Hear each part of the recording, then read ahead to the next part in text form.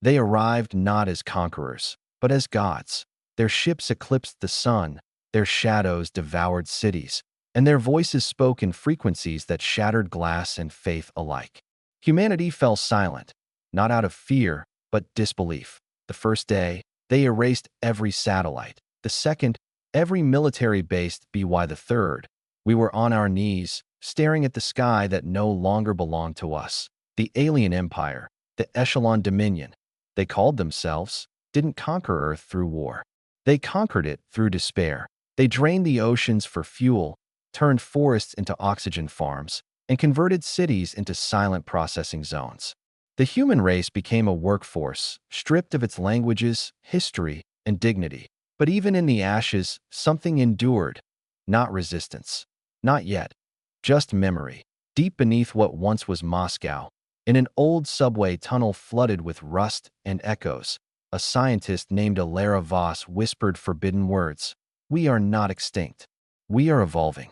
Her voice became a spark. She wasn't a soldier. She wasn't a leader. She was just another survivor, starving, trembling, clutching a datapad salvaged from a destroyed research station. But inside that datapad was something they hadn't erased, the code of adaptation. Humanity had studied evolution for centuries. But now, evolution wasn't about biology. It was about vengeance. They forgot what we are. They forgot that when we lose everything, we learn faster, we grow colder, sharper.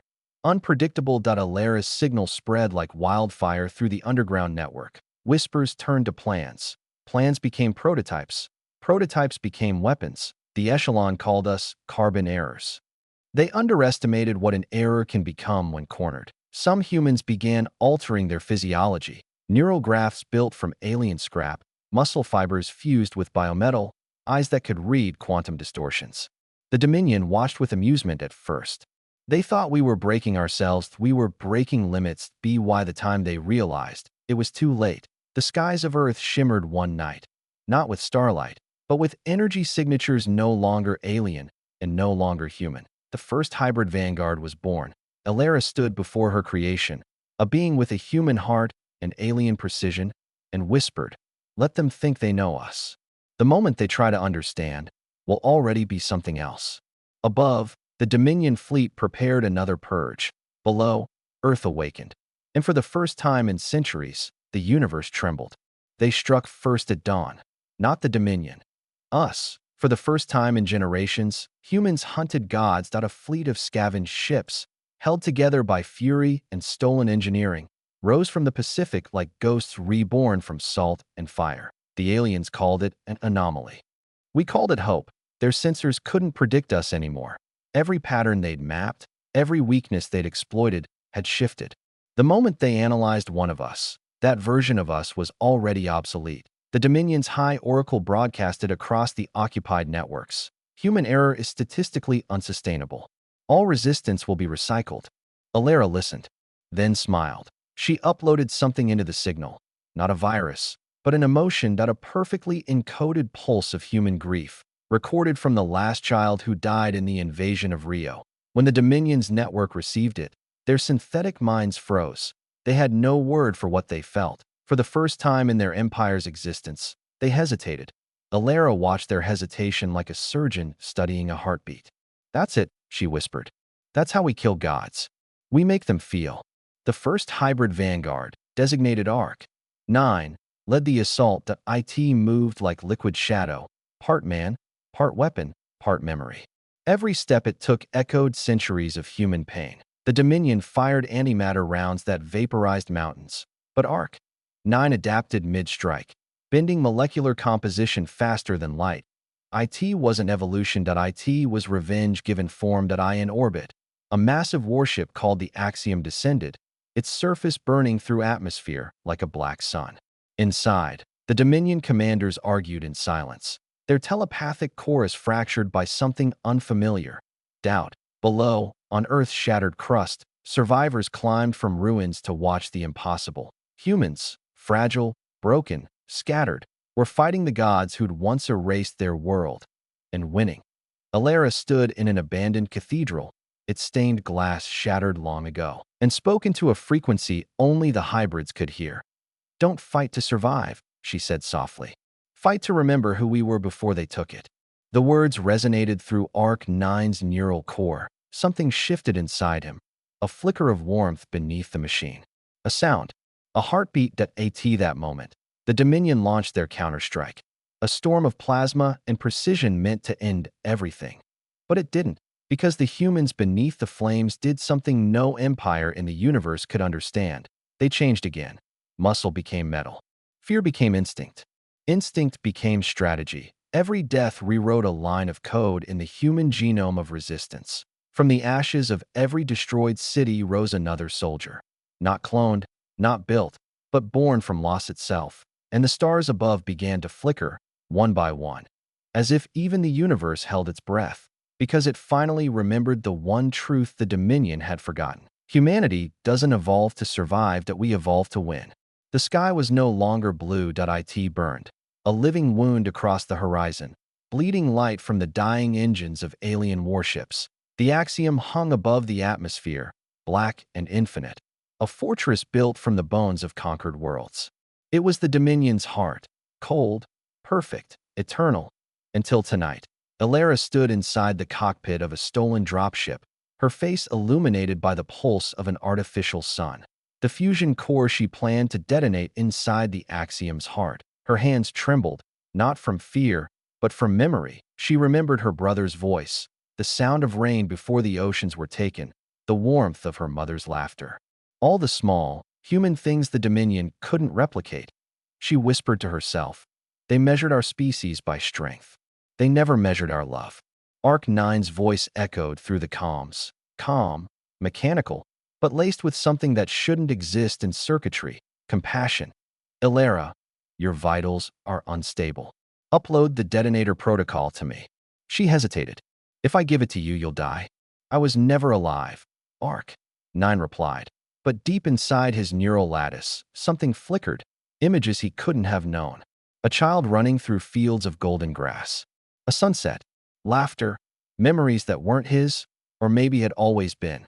Elara closed her eyes. "Then maybe it's time you learn what being alive feels like." The dropship pierced the Axiom's energy shield.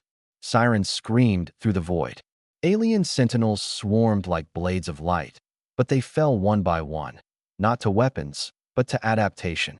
Every time the Dominion changed tactics, the hybrids changed faster. Arc-9 led the assault, his movements silent, graceful, inhumanly precise. Each strike was poetry written in chaos. Each kill was a prayer for the dead. As they reached the reactor core, the air vibrated with energy so pure it distorted time. In the center floated the Dominion's high oracle, a being of light and geometry. Its face a mosaic of shifting stars. "You have no purpose," it said in 1,000 voices. "Your kind should have ended." Elara stared at it, fragile, mortal, bleeding, and smiled. "That's your mistake. Purpose isn't given. It's built." The oracle extended a hand made of photons, reaching toward Arc-9. "You are one of us now. Abandon this chaos." For a moment, the hybrid hesitated. The alien code inside him pulsed like a second heartbeat, whispering of order, perfection, eternity. Then he looked at Elara, at the single tear tracing her face, and he made his choice. "I was built from your perfection," Arc-9 said quietly. "But I inherited her imperfection, and that's what makes me unstoppable." He lunged forward, plunging the detonator into the oracle's core. Light exploded, colors that had no name, sound that had no origin. Reality folded, screamed, and then silence. From orbit, the people of Earth watched as the Axiom ignited into a second sun, its fragments scattering like burning rain. The Dominion fleet faltered, their network fractured, their empire began to crumble, and somewhere in the static of a dying transmission, Elara's voice whispered one last message. "Remember this, whoever survives. Adaptation isn't evolution, it's love, rewritten in the language of survival." Then the signal faded. But below, on a scarred and half-reborn Earth, the hybrids opened their eyes, the light of the Axiom reflected in them, not as fire, but as dawn. Because humanity hadn't just survived, we had changed the definition of life itself. The war ended in silence, no cheering, no songs, no flags. only the whisper of ash drifting across an empty sky. The Dominion was gone, scattered to fragments. Their perfect order dissolved into the dust of forgotten worlds. But in their absence, something unfamiliar filled the universe: stillness. Earth was no longer the planet it once was. Its oceans glowed faintly from radiation. Forests shimmered with metallic pollen. Mountains hummed with frequencies that no instrument could read. And beneath those frequencies, something stirred.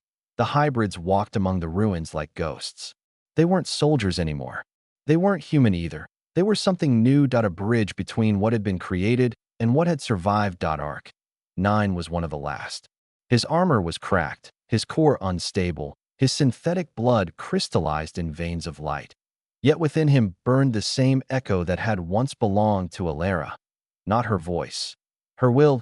He spent days wandering the silence of what used to be London, searching for a signal that no longer existed. The city was gone, buried beneath vines of silver and glass. But inside the ruins of an old cathedral, the same place where Elara had spoken her last message, something flickered on the comms. That a faint pulse, a heartbeat made of data. Elara? The signal didn't respond. It only repeated one phrase, looping endlessly through static. Adaptation is continuity. Life persists through memory. He fell to his knees, feeling the weight of her absence. And yet, her presence in everything around him. The rain, the hum of the wind, the quiet rhythm of rebuilding Earth itself.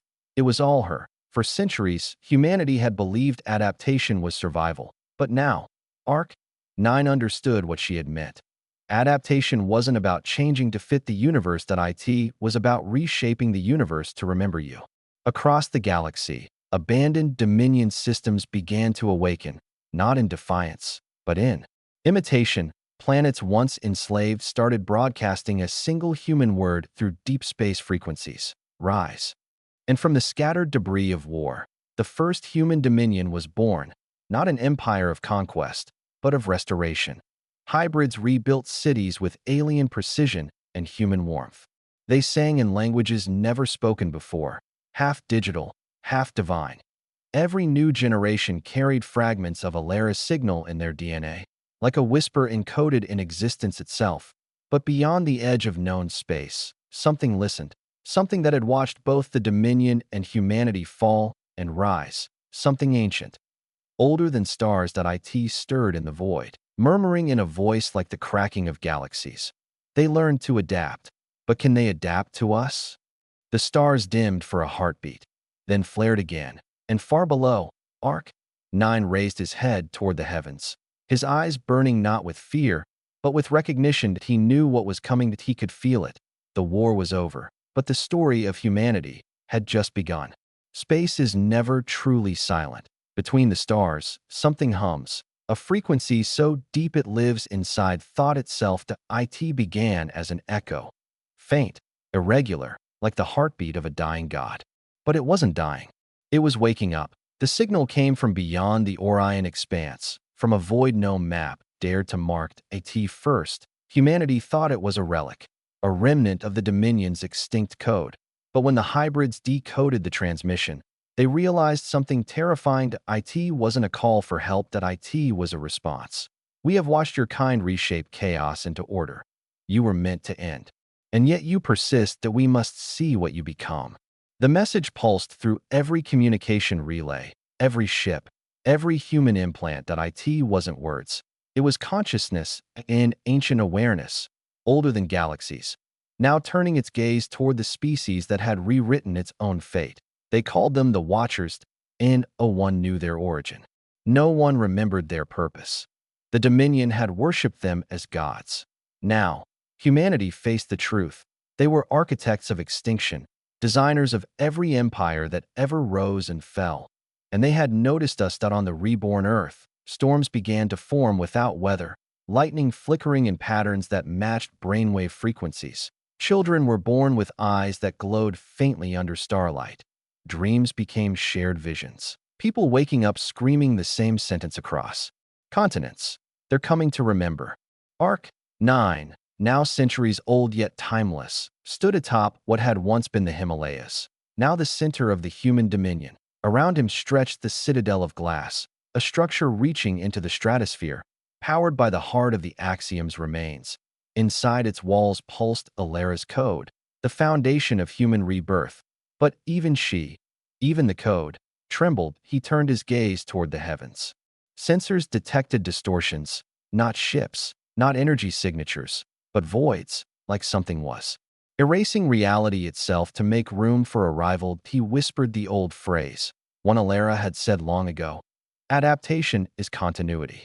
And then, to the hybrids and humans gathered around him, he said the words that would define the next age of existence. If they watched us evolve, they'll watch us fight. And if they come to end us, they'll learn what we've become. Moments later, the stars bent. Constellations twisted as if the universe itself was being rewritten. A presence stepped through the fabric of existence. Vast, infinite, incomprehensible. It didn't move. It became. Worlds flickered and died in its shadow. The first watcher spoke, its voice not sound, but gravity. You carry the code of creation within decay. You are not meant to exist. Arc. 9 raised his head, his armor glowing with ancient human light, warmth, defiance, love, and with a calmness that silenced galaxies, he replied, "Then we'll exist louder."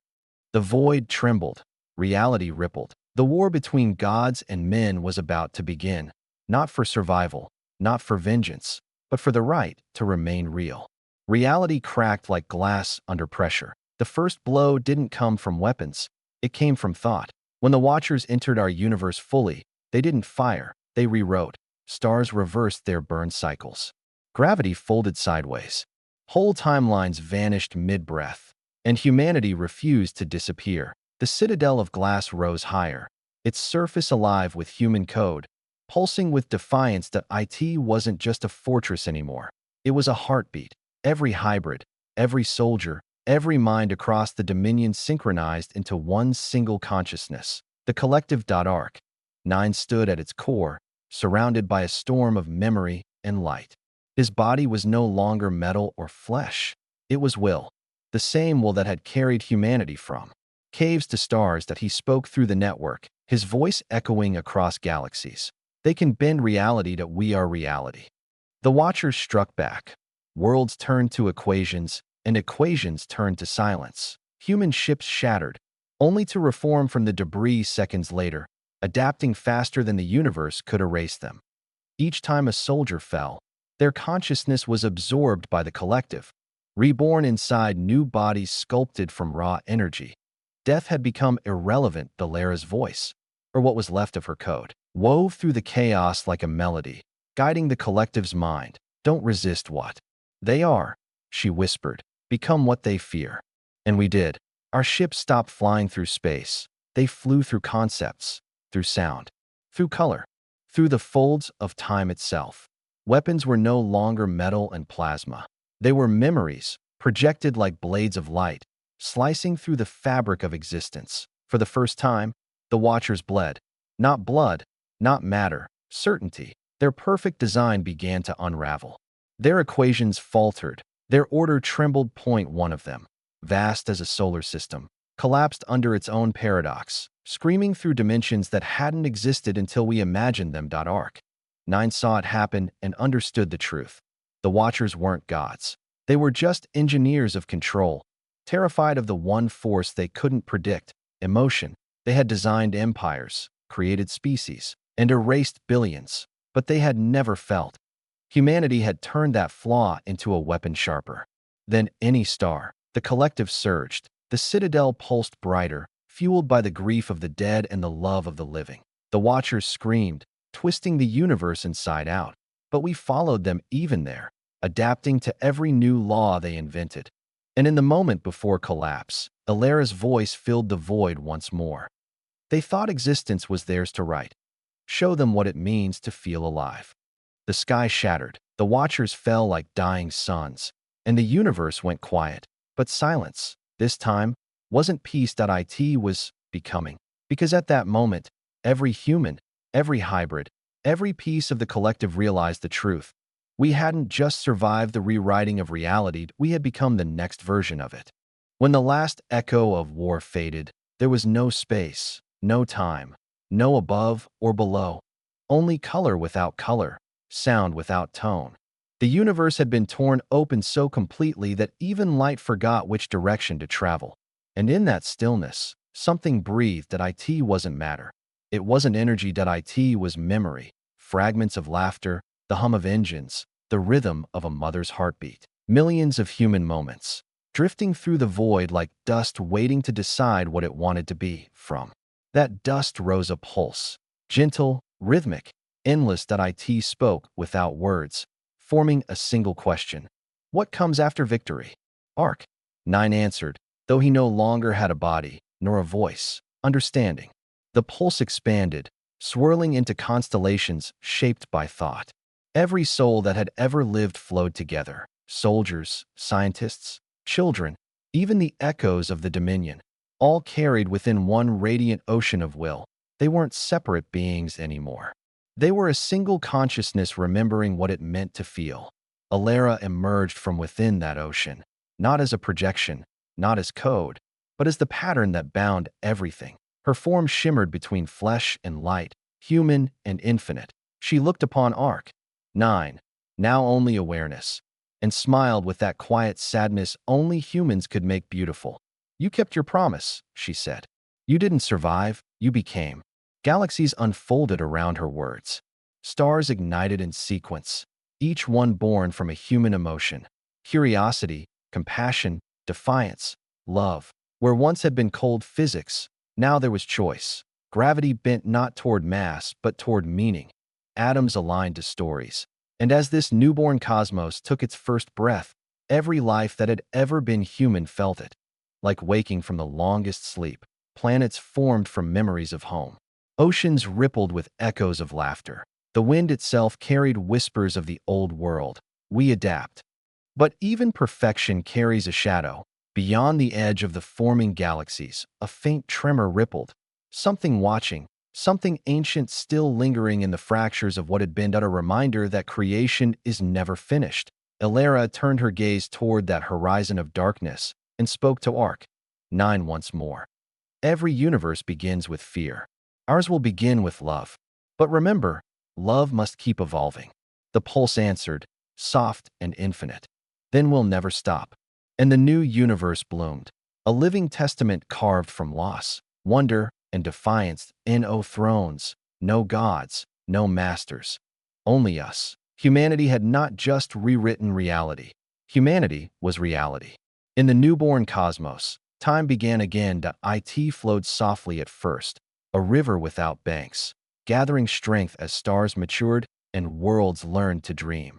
Eons passed. Civilizations rose from light and fell back into silence. The name human became legend, then myth, then a vibration folded into the pulse of creation itself. That on a planet of glass and blue fire, a young species looked up at the night sky. They called themselves the Colin, creatures of crystal and air, born from the resonance of the new universe's heart. To them, stars sang in harmonic tones, and among those tones one melody returned again and again, older than sound, deeper than memory. A voice, soft, endless, human. Adaptation is continuity. Life persists through memory. The Colin built towers to listen. Each tower reached closer to that music until, one night, the highest spire caught something more than sound, a pattern of light that moved like breath. Within that light slept an ancient consciousness, neither machine nor flesh. When they touched it, it woke. That a figure of radiance stood before them, eyes like twin galaxies collapsing inward. It spoke in every language and none. I am Elara.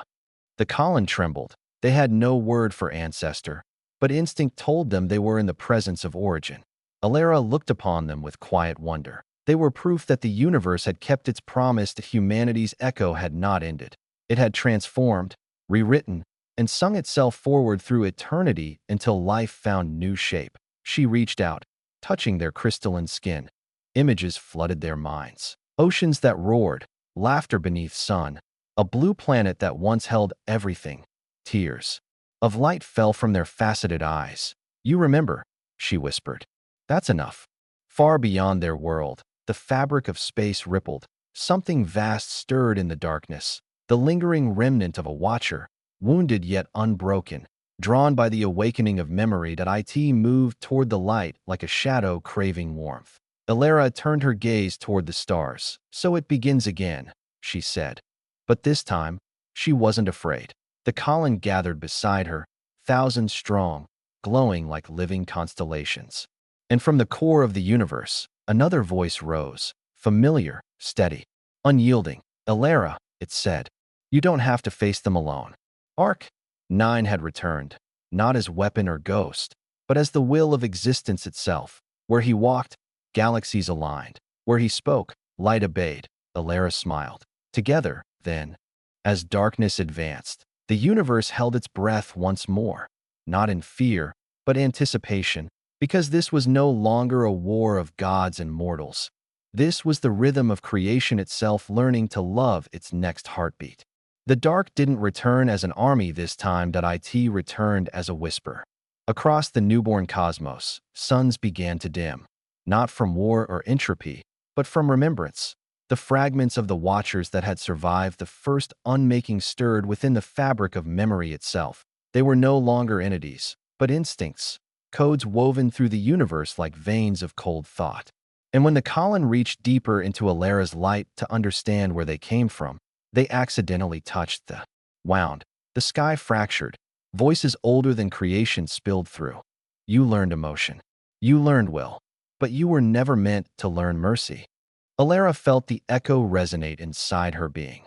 The same vibration that once tore worlds apart. Arc-9 felt it too, not as threat, but as sorrow. He turned to her within the starlit void. "They're not trying to destroy us. They're trying to find what they lost."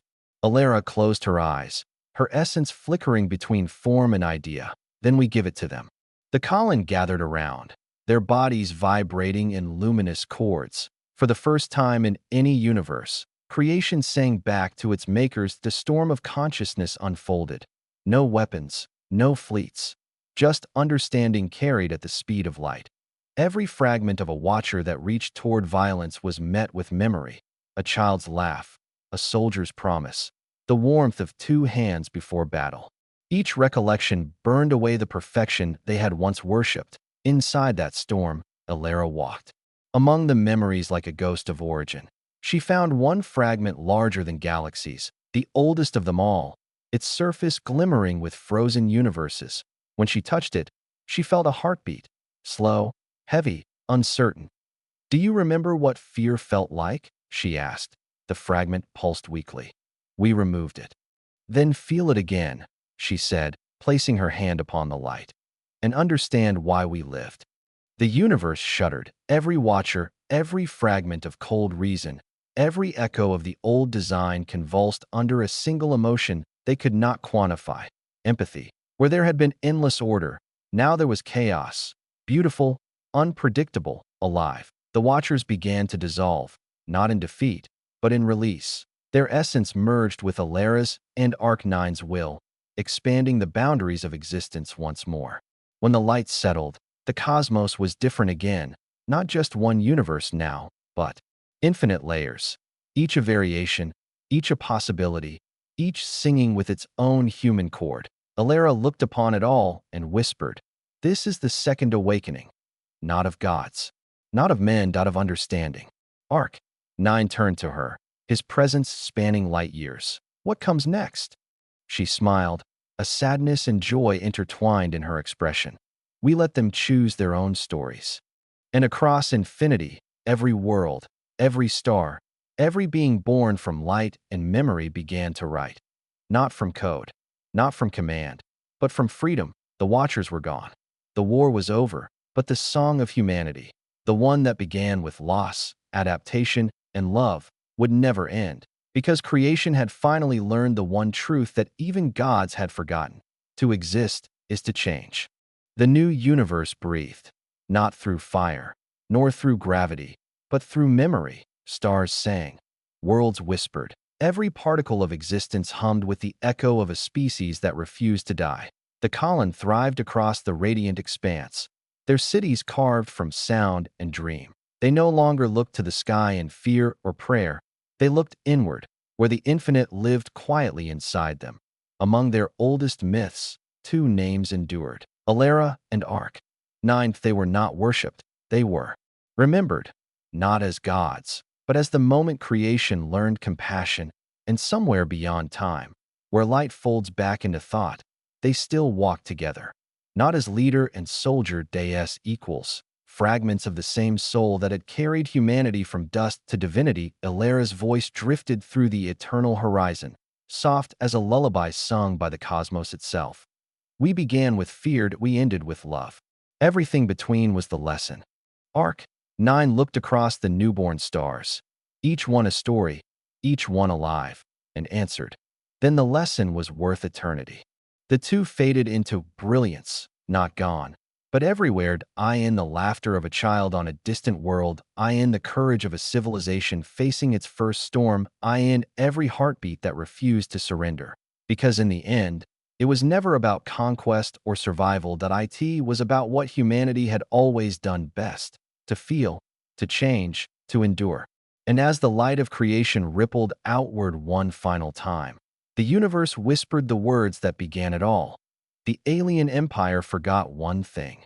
We adapt. Then the stars fell silent, not in death, but in peace.